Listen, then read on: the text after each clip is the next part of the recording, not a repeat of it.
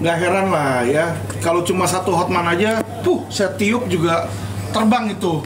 Ya, jadi Hotman udahlah, nggak usah sok-sokan sok jago kamu ya. Kamu balik lagi aja jadi pengacara PKPU. Lu ngertinya kepailitan, nggak usah ikut-ikutan pidana. Malu lu nanti diketawain lu. Ya, saya rasa anak STIH juga, anak baru lulus SH juga bakal ketawa. Anak saya aja tahu kok yang belum kuliah hukum bahwa pertanyaan saya merupakan sebuah pertanyaan, perkataan saya merupakan pertanyaan di situ. Dia aja tahu, dia belajar bahasa Indonesia. Nah, Hotman ini belajar bahasa Indonesia atau belajar bahasa apa nih? Jangan-jangan yang dia belajar ya belajar bahasa pansos. Jadi apa juga selalu dia yang benar lah. Nah, ini soal hubungan dari Bang Hotman, Abang ada kasus di Mabes. Mas, kasus itu sudah lama ya, dan kasus itu sudah di P19 ya. Sudah jelas kasusnya itu adalah ada seorang jaksa berinisial S ngelaporin saya, katanya saya menuduh dia menerima suap ya. Ini yang harus dibedakan untuk masyarakat bisa menjadi smart ya. Anda tahu kasus Ratna Sarumpait? Ratna Sarumpait dia ngomong ke Fadlizon bahwa mukanya dipukulin ya. Jadi dia bikin hoax. Yang ngomong ini adalah Ratna. Ratna cerita ke Fadli. Fadli cerita ke media sosial di situ ya. Yang masuk penjara, yang dihukum itu Fadlizon atau Ratna Sarumpait? Ratnanya ya. Saya punya rekaman ya, di mana klien saya ya dimintain langsung diperes sama seseorang bernama Hadi. Dimintain duit, bukti transfernya ada. Katanya uang itu untuk si jaksa, untuk pinjam pakai ya, untuk pinjam pakai untuk dikasih ke jaksa. Saya ada rekamannya. Jadi yang ngomong orang itu.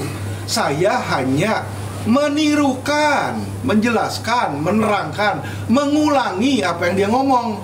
Masa saya yang mengulangi, saya yang ditangkap terus orangnya itu kagak diperiksa? Ya kan, saya udah ada rekamannya, saya udah kasih ke polisi. Dan saya ada buktinya, saksinya juga, saksi kuncinya klien saya yaitu Pio Ruci yang saat itu belum menikah sama saya. Ya kan, coba dong diperiksa dong orang-orangnya.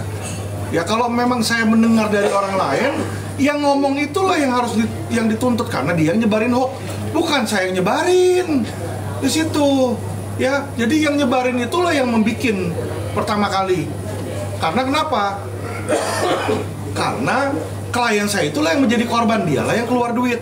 Normal saya sebagai pembelaan saya bertanya, dan saya juga menyurati kejaksaan, menanyakan kepada kejaksaan bener nggak dia ngambil uang suap itu ya toh. Karena kenapa?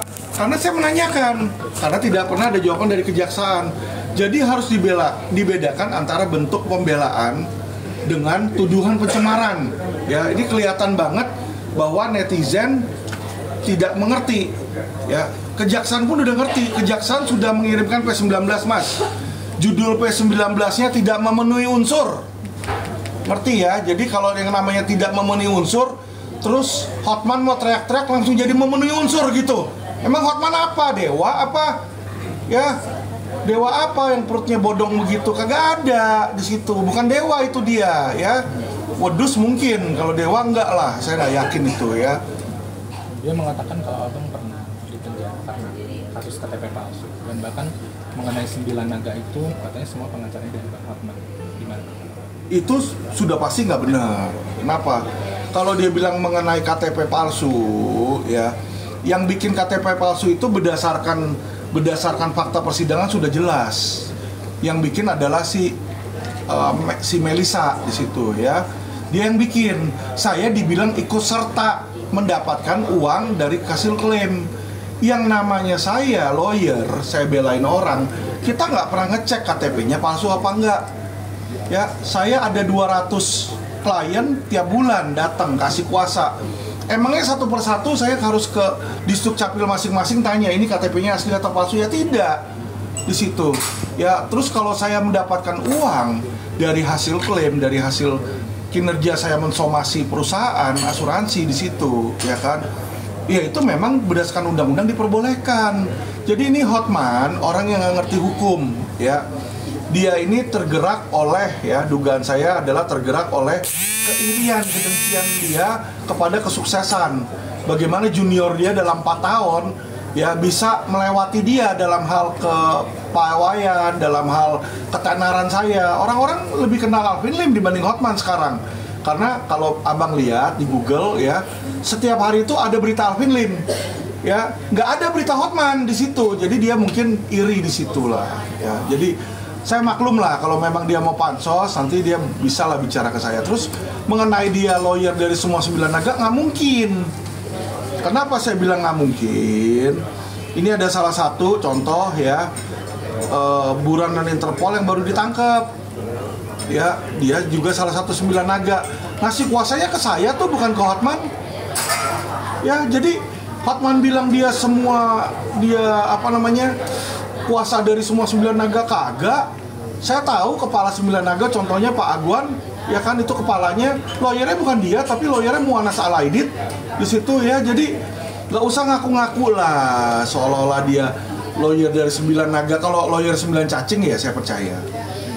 Nah, ini dia juga kan bisa dibilang meminta Nopi untuk keberanian untuk tindakan hukum, karena harus apa-apa tuh harus disertai bukti dan tidak salah ngomong, kata Hotman. Mungkin keberanian ke abang juga seperti itu, gimana tanggapan? Nggak selalu seperti itu ya. Jadi kalau kita lihat kayak polisi, aparat penegak hukum itu mempunyai netralitas Pak dan imunitas ya. Contohnya ya, Bapak polisi itu hampir setiap hari di kantor polisi selalu melakukan press release.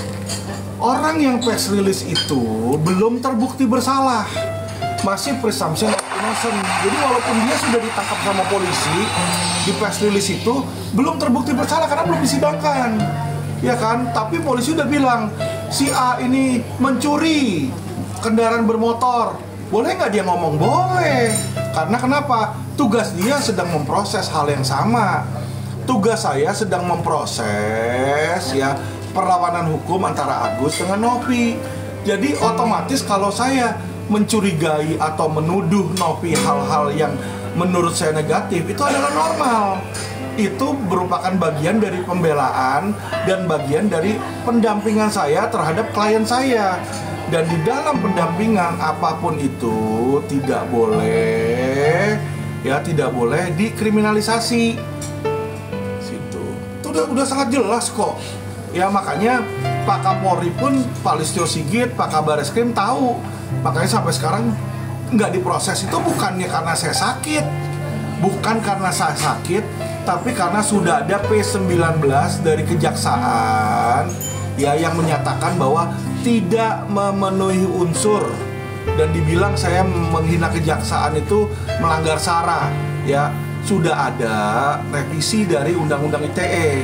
SARA itu kejaksaan atau institusi tidak termasuk dalam SARA. Institusi bukan SARA. Jadi Hotman Paris, sekolah lagi lah Anda, sekolah hukum. Malu lu ngomong-ngomong sembarangan kayak begitu yang nggak ngerti hukum ya. Oke Hotman, sekolah lagi Hotman ya. Bang, disebut pengacara asal ngomong doang dan cari kasus viral di media-media itu gimana? Pertama, kalau dibilang asal ngomong doang, kagak asal ngomong. Semua ngomongan saya berdasarkan dasar hukum, Mas. Seperti yang saya bilang tadi, ya kan? SARA, contoh. SARA itu sudah direvisi. Ya, jadi institusi itu kalau Anda lihat di penjelasannya dan SKB 3 Menteri, bukanlah SARA. Jadi saya nggak asal ngomong.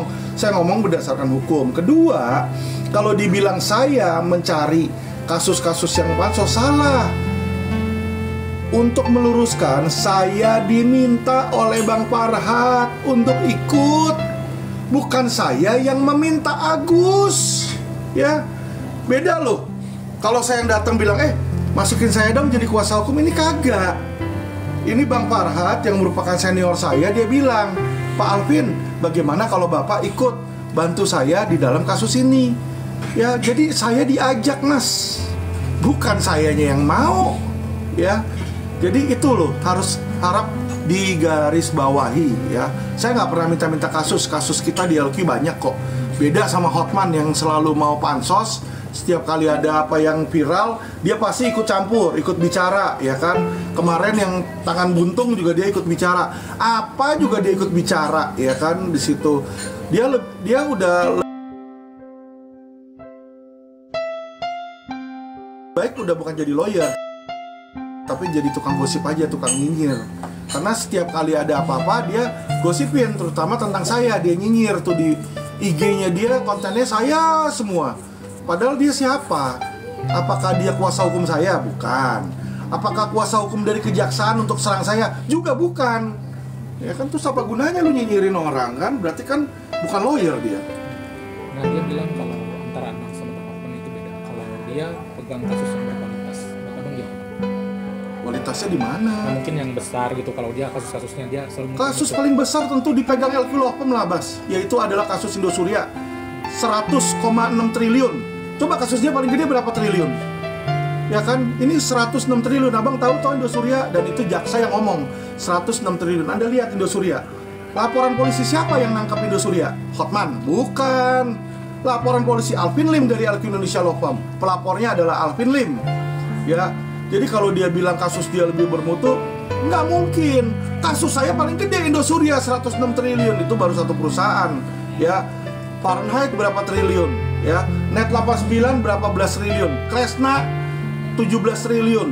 Itu kalau di total, Mas. Kasus saya yang investasi bodong aja ada 2000 triliun.